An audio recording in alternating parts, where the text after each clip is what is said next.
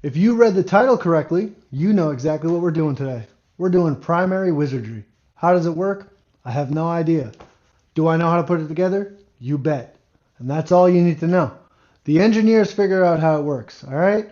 All we got to do is put it together and then just go for a rip, you know? So today we're doing exactly that. I was able to locate a nice little chrome inner primary. I don't know how rare these are, but you don't see them very often, so I'm kind of stoked on that. The only thing is, looks like somebody massacred it and put a bunch of little goop in there to delete the mid controls. So we're going to ungoop it, take that bolt out, and we're going to prep it for mids. I probably won't show that process. It's a little boring.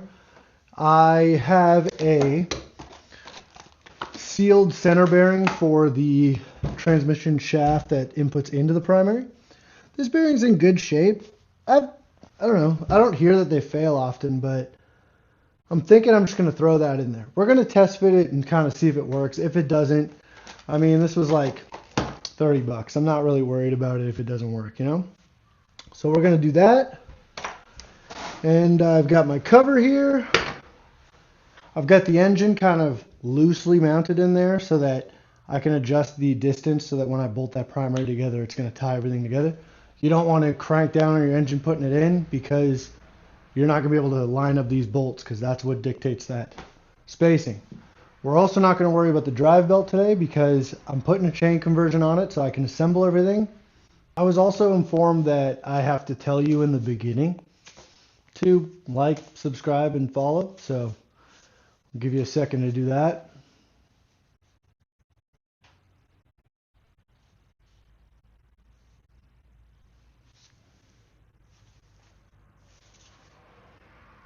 Did you do it? Yeah, I think that's enough time. So we're doing it. I've decided, you know what, it's going to work. So this is the all balls main shaft support bearing for the inner primary upgrade kit. This fits everything except for a Dyna, I guess. I don't know why, but there's 2 rows of ball bearings on there, and it's pretty wide and beefy. And that's going to slip right in where that goes, and it comes with its own snap ring and its own little main shaft seal. So yeah, we're going to take this one out. We'll throw that one over. And I was worried that I was going to have like a hard time putting the primary over the transmission shaft because the inner sleeve of the old one, you have to like press it on, but it slides right on. See, look, slides right on. Why wouldn't you do this? This is so much better than having to press shit on and off. Look at this. This is how the mids were deleted. It's like a washer on the back, bunch of goop. They took the center shaft tube and cut it and slipped that in there, grinded a bolt down. This is disgusting. I don't know why you'd ever do this, but why would you delete mids? I don't care if you're 22 feet tall. You put mids on an FXR, dude.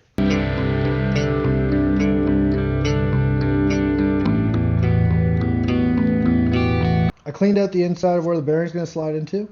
I left the original snap ring in there because I hate fighting with those. I also put a little bit of assembly lube on the outside of my bearing just so it slides in a little bit better. Just gonna start that out. You shouldn't need a press, but I do own one, so I could probably use it. And yeah, a bearing tool there.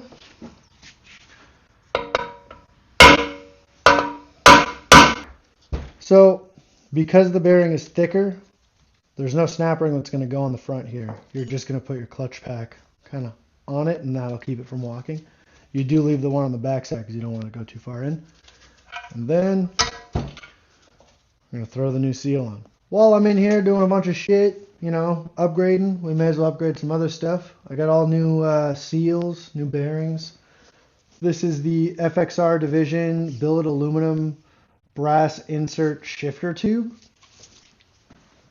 That just slides right in there. You're going to tap it in, and while you're at it, you may as well order the FXR Division stainless steel retainer clip that's going to hold that in. These leak. They're known to leak, and I think if you can try to upgrade it, you should, you know. I don't know how much I paid for that, but I'm sure it's worth it. Nice snug fit, you know. That leads me to believe that it's not going to leak. But it's an FXR, it's probably going to leak anyways. While we're in here, we're going to do the chain drive kit. This is a Vulcan engineering chain conversion kit for my FXR. It's a full bolt-on kit. It comes with the spacers that you need. Everything is so nicely machined. It's hardened. It's the true to size one, so sometimes you'll buy sprockets and they're a little narrower and they'll chew up your chains and they won't guide right. This is a really nice piece of kit. I like it. You're going to put your quad seal. Don't forget. If you forget to put the quad seal in, it will leak like crazy. So that's just going to slip right over the splines and it's going to seat right in the back there. Then you're going to grab your spacer. The tapered side goes onto that quad seal over the splines, and that's going to squish in there like that. And then you're going to grab your sprocket, and you shouldn't be able to see any of the actual splines, you know. That nut's going to go in there and lock that on. If you see the splines, it's just going to wiggle in there. So if you can't see splines, you're good to go. I have upgraded nut. This one's like twice the thickness as the OEM one. If you're going in there, you may as well upgrade it, dude. These are a pain in the ass to take off. For this, you're going to need your big old socket. This is an inside spacer for that socket. Just kind of threads on. This helps guide that socket on straight and to keep it straight. It's also reverse thread, so if you're fighting with it, that's why. So yeah, that slides over like that. Boom. And then I'm going to grab my impact. I'm going to torque that down. There's a torque spec. Good luck figuring out how to lock that sprocket. I'm going to figure it out. I don't know how I'm going to do it, but yeah. Got this thing cranked down. I forgot that I have one of these fancy locking rings, so we won't be using that tiny little bolt. This just adds on to the fact that I really don't think you need to add red Loctite to that nut. Anyways, I got all my doodads on. I'm ready to slide this inner primary on. I've got a new O-ring here on the engine. It's way easier to throw it on this way than the other way. Make sure that's in there. Make sure to slide in your mid-control shifter arm before you put that primary on, because I assure you, you're not going to be able to do it any other way.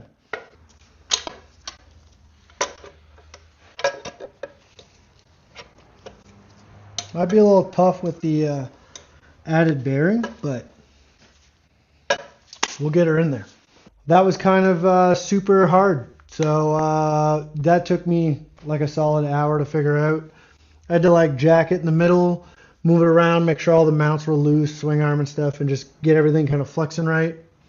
And then I started just kind of threading each bolt in a little bit at a time and squishing it in and moving it, because the engine and transmission are separated and you need it to be at the right distance. So this plate ensures that. Now we're good. Don't over torque, you know, it's aluminum on the other side. Make sure you don't do that. Look up your own torque specs. I don't want to tell you. Might be different for your bike. I'm not sure. Don't forget to put your little lock tabs. Bend all those up when you're done. And yeah, they shouldn't back off. I'm going to put the starter jack shaft in and all that assembly. And when you put that in, then you can put your clutch pack assembly and compensator on at the same time. Because if not, you won't be able to get that in.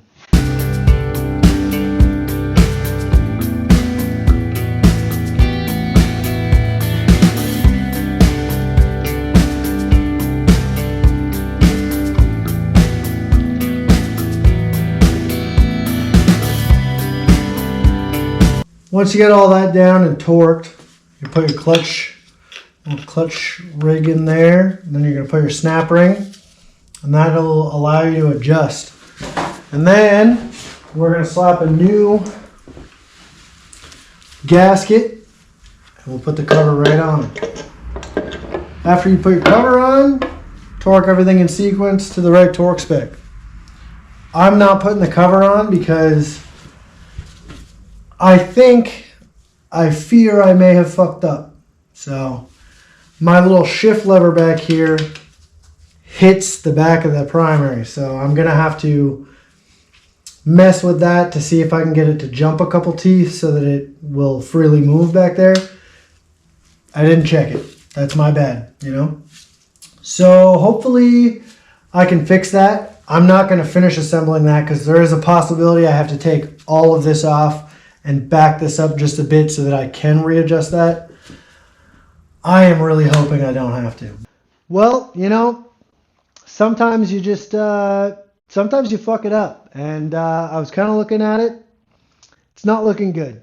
And I have very little faith that I'm going to be able to fix that without tearing everything I just put together. So, with that being said, if you're working on your stuff, pay attention. Because clearly I didn't. But you know what? That's fine. We fuck up. We make mistakes. It's all good. We caught it now and not when it was actually fully together. So, at least that. 1 hour later.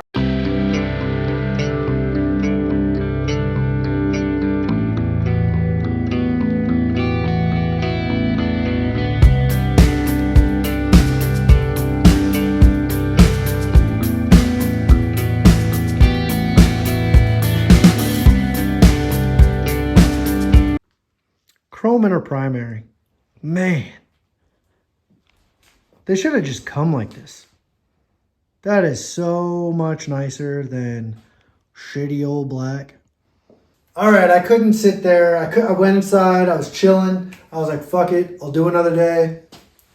Couldn't do it, dude. It was eating me inside. I was like, you fucked it up, dude. You have to fix it. You have to fix it. You can't sleep tonight until that's fixed.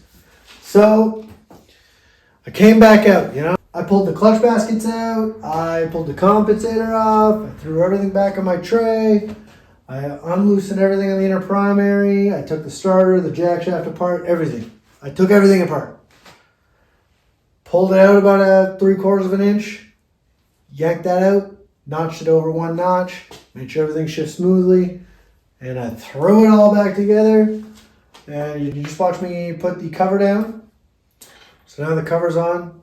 Fresh gasket everywhere. I'm going to leave this open for a bit. And I'm not going to put my nice one until I'm done scratching around and everything, you know? So, there it is. It's together. I'm going to be able to sleep tonight. And hopefully you're going to be able to sleep tonight, knowing that I did it. So, just remember, the takeaway, you can fuck up. The only thing is, you just create a lot more work for yourself. And that's fine, I guess. Beat myself up for the next year for that one. But hey, at least I'll never make that mistake again. And if you watch this, maybe you'll never make that mistake. So make sure that shit shifts. Anyways, have a good one, you know. Thanks for watching. Thanks for hanging out.